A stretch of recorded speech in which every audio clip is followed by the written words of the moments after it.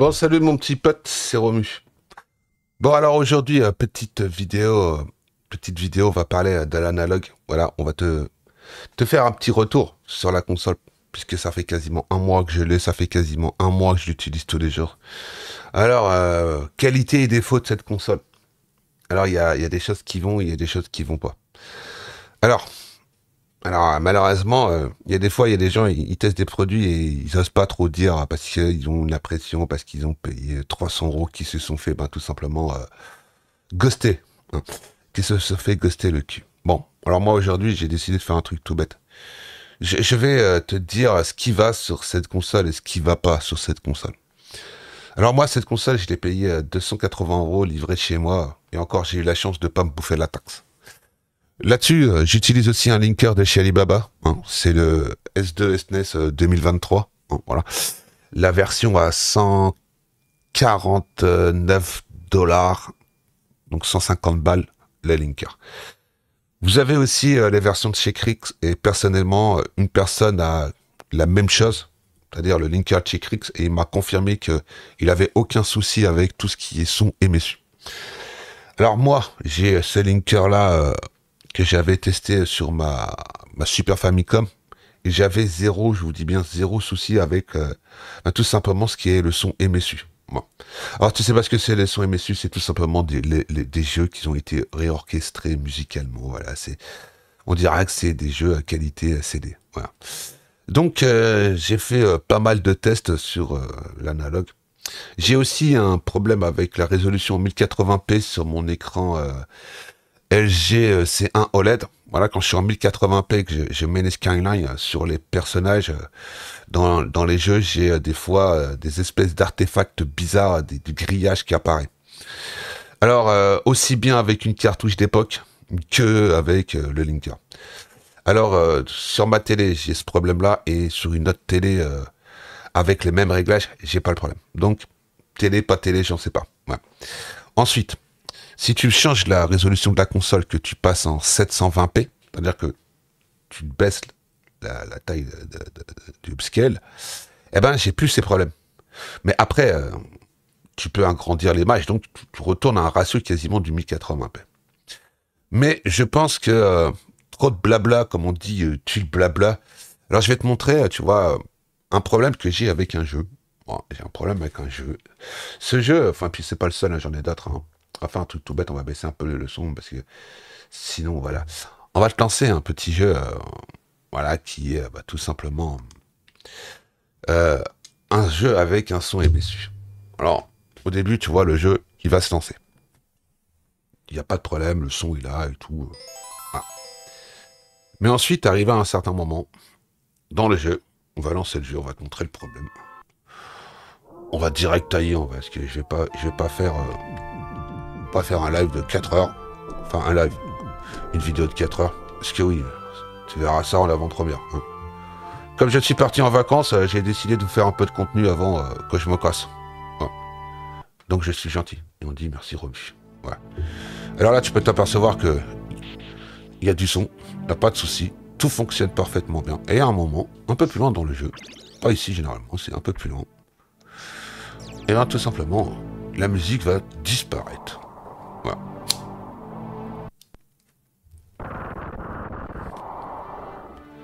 Il y a aussi des fois des grésillements au niveau de la musique.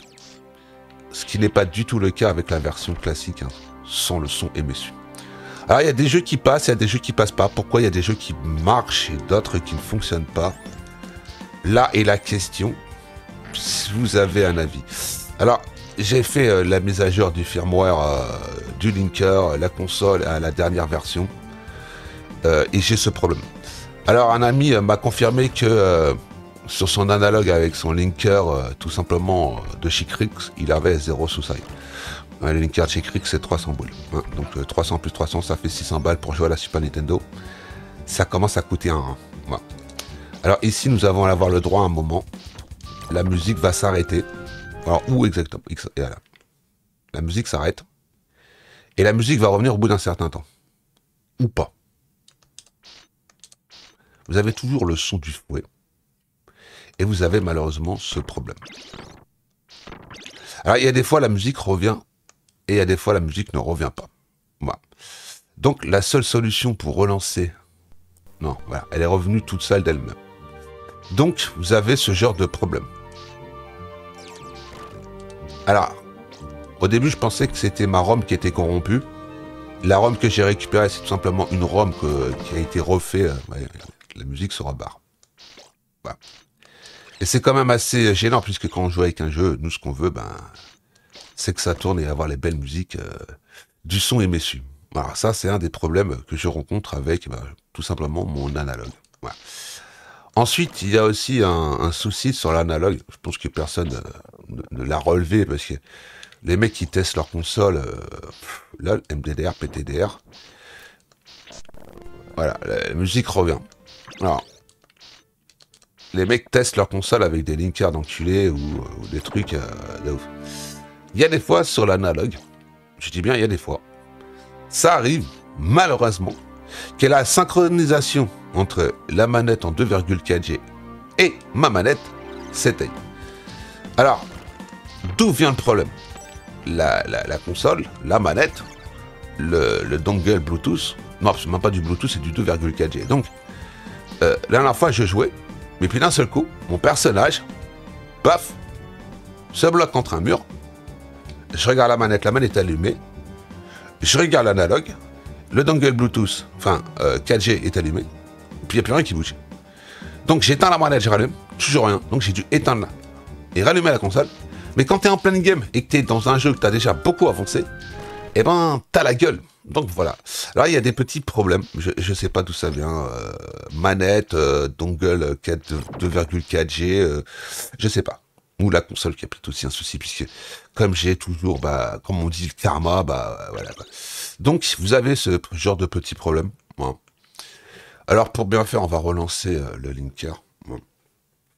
Alors j'avais aussi un problème sur le linker de chez Alibaba. C'est tout simplement quand vous faites la mise à jour de chez Crix, parce qu'en réalité, les mises à jour que vous mettez dans votre linker de chez Alibaba, c'est des mises à jour du linker de chez Crix. Et les linkers de chez Crix, ils sont quand même beaucoup plus qualitatifs que les linkers de chez Alibaba, on va pas se mytho. Mais c'est du FPGA, donc c'est de l'open source. Donc ça tourne. Mais il y a des fois, je pense qu'il y a des conflits, puisqu'ils ne doivent pas utiliser exactement le même subset au niveau de la PCB du linker. Alors j'avais les Final Fight 1, Final Fight 2 et Final Fight 3, avec une certaine mise à jour, la dernière. Les jeux ne fonctionnaient pas. J'ai aussi eu des problèmes avec, on dira, les Satellaview. Voilà. En réalité, vous savez, regardez, j'ai fait un truc tout bête, mais je me suis dit...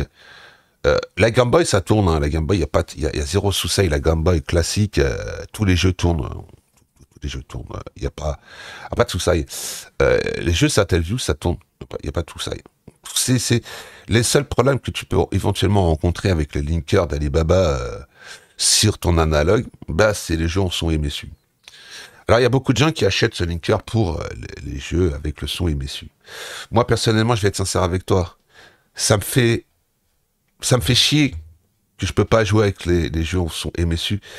Mais bon, tu te fais une sélection de jeux qui fonctionnent et puis tu passes autre. Malheureusement, les jeux qui fonctionnent pas.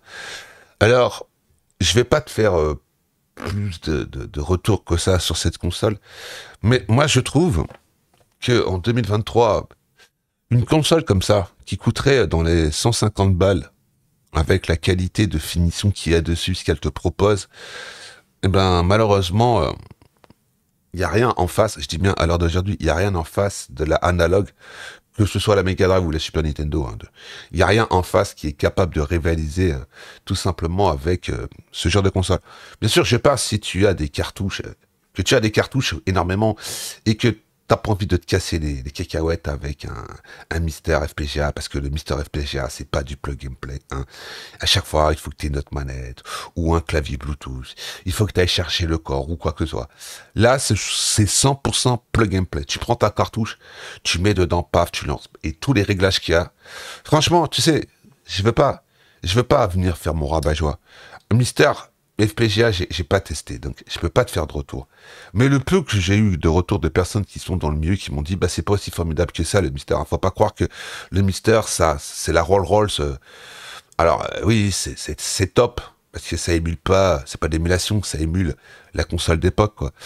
Mais en réalité, c'est vraiment, je pense que en 2023, la analogue, j'aurais eu les moyens de prendre la Mega Drive, mais j'aurais été l'homme le plus heureux de la Terre parce que j'aurais eu la Mega Drive, la Super Nintendo, et prochainement, là, quand ils vont commencer à livrer les analogues duo, les PC Engine, tu vas te retrouver avec une console avec un lecteur CD où tu pourras mettre les cartes, et puis je pense aussi qu'ils feront un custom firmware. Tu pourras tout simplement foutre les jeux sur une carte SD. Et tu te retrouveras avec une console, ben, avec une qualité de sortie, tu pourras faire beaucoup de choses, tu vois. Alors oui, on sait que l'analogue duo ne sera pas open FPGA, mais on s'entaille. Pour ça, il faut que tu prennes la Pocket, mais la Pocket, c'est pareil. En plus, elles ont sorti une version fluorescente la nuit à 250 $. Elle a été sold out en moins de 2 minutes, et ils sont tous en vente sur eBay. Donc, c'est pathétique, quoi. Il faudrait bien qu'un analogue pense, si ils veulent continuer à vendre des consoles, ou même à les fabriquer, bah, d'ouvrir une section en Europe, parce que payer 80 balles de frais de port ou les taxes, ben, pour tout le monde, c'est pas abordable, quoi. Voilà. Bon, moi, je vais te laisser là. Je vais te souhaiter une bonne fin de journée. Et je te dis à plus tard pour de nouvelles aventures. Allez, ciao, c'était mon dernier retour sur la console. Ciao, ciao, les amis.